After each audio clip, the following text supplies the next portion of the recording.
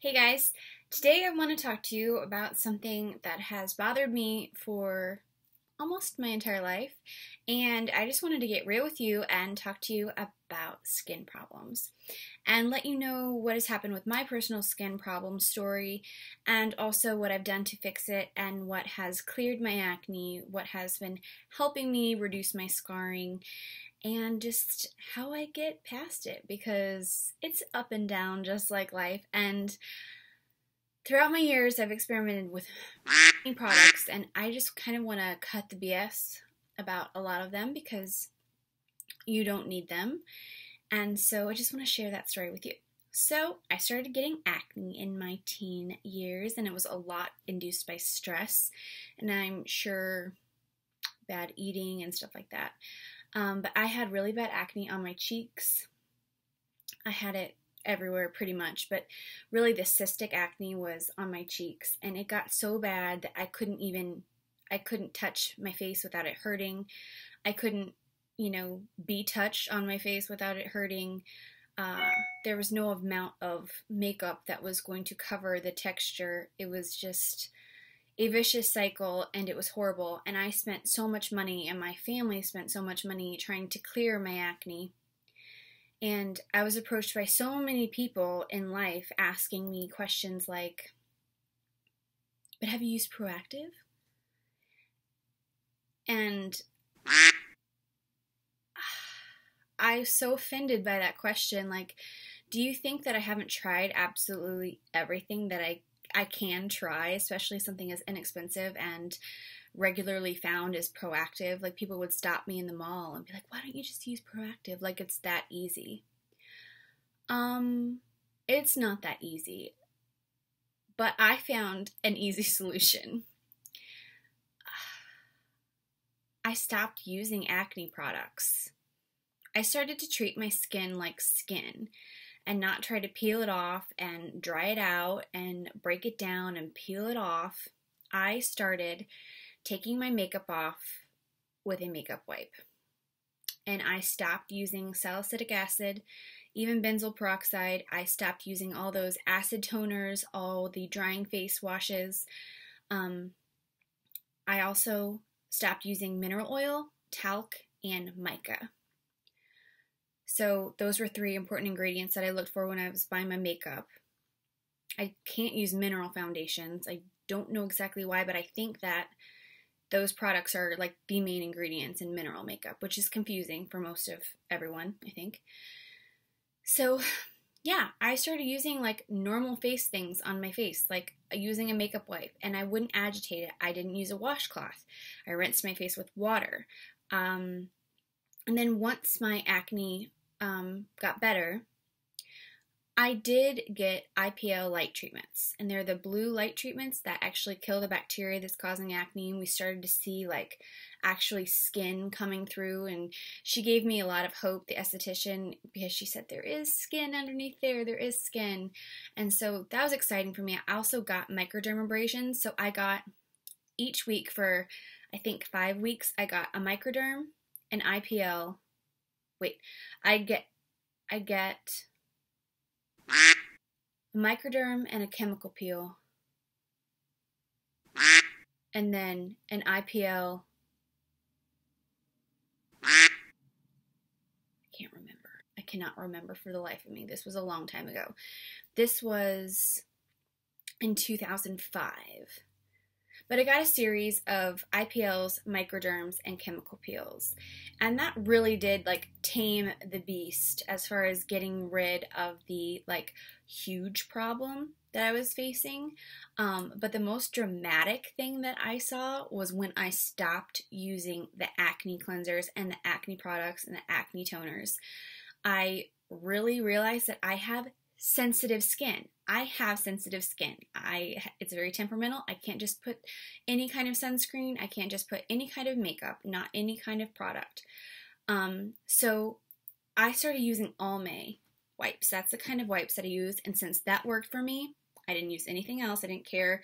They were a little bit more expensive. That's what I used. And I would rinse my face off with water, not soap. And Now that I'm older and I've gotten rid of the active acne, I still get acne from time to time, hormonal and stuff like that. But I still don't use mineral oil on my face, and I still try not to use mica or talc. But now I'm left with scars. So recently what I did for my scars is I did go back to a medical spa, and I got 3 treatments of the skin pin. They call it skin pin where I live. And it's these needles. It looks like a pin, and they're like 30 needles that are in, and they go in and out, and they actually, it's like tattooing. It's the same idea, but with multiple needles and no ink. And so what it's doing is it's damaging your skin and making it heal back to hopefully like new skin before it was damaged. So, and they also use like a collagen booster that they like needle into your skin and all that stuff. And that really did dramatically help my scars. It did not cure my scars completely. And I was kind of shocked because the lady, when she sold me on the idea of it, she was like, why do you have to live with scars? You don't need scars. We can get rid of those. And I had gone in for a completely different product. And then I went home and I was like, yeah, well, why do I have to live with scars? And so I spent, I think it was $600 to get the 3 treatments. And it didn't hurt. There was a little bit of downtime that I couldn't wear makeup, and that's a problem in my business because I only have 1 day off. And so it was kind of problematic trying to work that into my schedule. But am I glad I did it? Yes, I am. I'm really glad that I did it. Do I want to get more? Yes, I'm afraid I do. I want to get more, or I want to get a laser resurfacing thing and like just take the whole face off. But ultimately, I'm happy with the way that my skin is turning out after these treatments.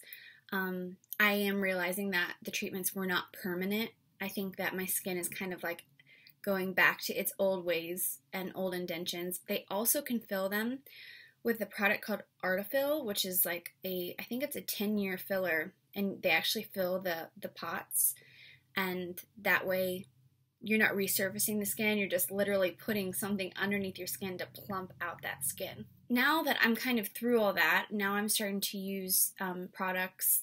I do have a little bit of benzoyl peroxide acne spot treatment. And I feel like if you're going to use a spot treatment, I think benzoyl peroxide is way better than salicylic acid for my skin. Also, I now use lots of vitamin C rich products, and I also really like products with seaweed and like sea algae stuff. That really works well for my skin. It's hard having problematic skin and now also like aging skin and like finding that happy medium. So I'll list what I use for my skin products down below now that I'm through the acne phase of my life, and now I have very, very sensitive skin, and these are the products that work for me. But if you've learned anything from watching this, I hope that you've learned that there are things that you can do. You're not alone. Don't let people make you feel like you're less of a person because you have acne or scars. I wish that I would have had a comeback to all the people that said things to me in the past about my face and my skin and what products I should try. And maybe you tell people that in your life, and maybe you should just take a step back and think about how that makes them feel, because they are probably doing everything that they can to get rid of the acne or the scarring and are probably insecure about it, and you bringing it up to them is hurtful.